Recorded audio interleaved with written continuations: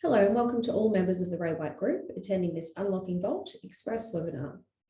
My name is Bella Poulge, and for the next 15 minutes, I'll be showing you how to create canned responses and other email templates. There's a few ways you can create the canned responses, or what we used to call real-time. No, can't do that either, can I? Hello and welcome to all members of the Ray White Group attending this Unlocking Vault Express webinar. My name is Bella Poulge, and for the next 15 minutes, I will show you how to create canned responses and other email templates. To create and attach canned responses to your properties, we'll firstly need to go into one of our property records. Searching the property at the top of the screen, clicking through to the sale property. Next, we'll head over to email canned responses. To create the template, we need to navigate to Create Email Response. From here, you can select from optional existing templates, or you can create your own by starting to create the body of the email here.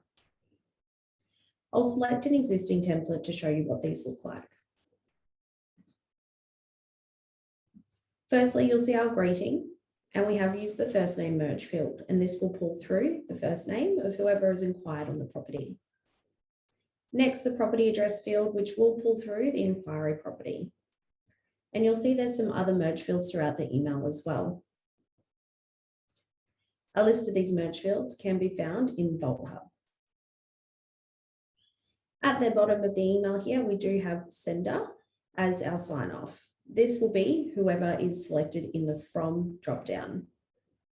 We do recommend to leave this as the default property lister, as it will pull through the rep on the property and have the email come from them.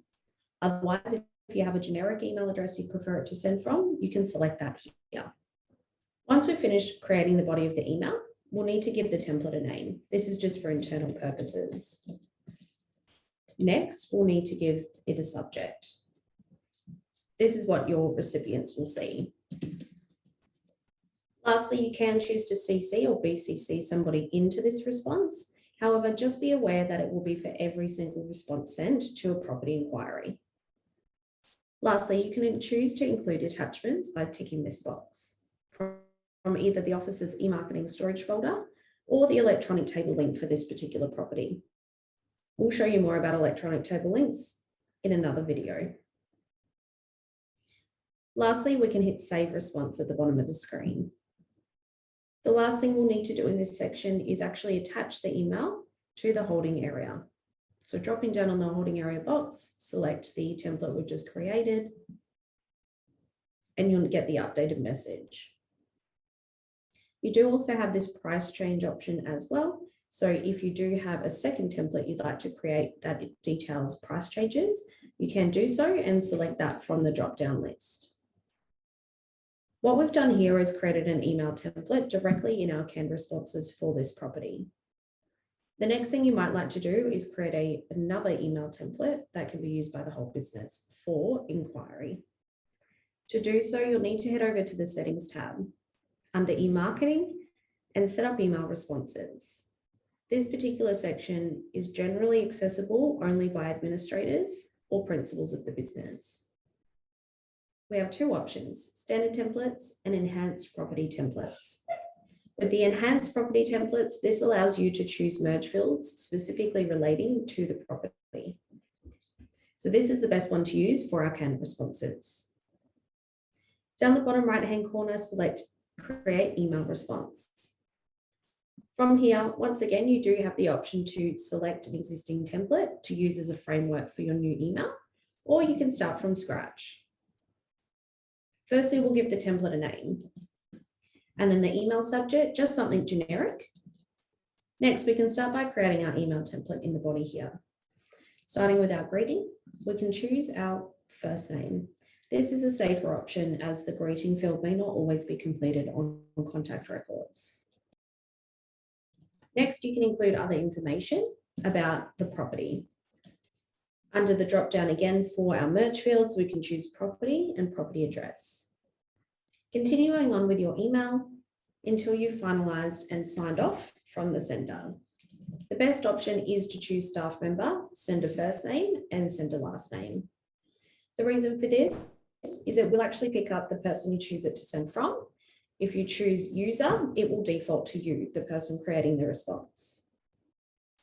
Our email signatures will automatically attach to the email once it has been sent, but you won't see this in this particular preview. Lastly, click Save Response, and the property response will be added to your list of templates to choose from when creating canned responses for your emails.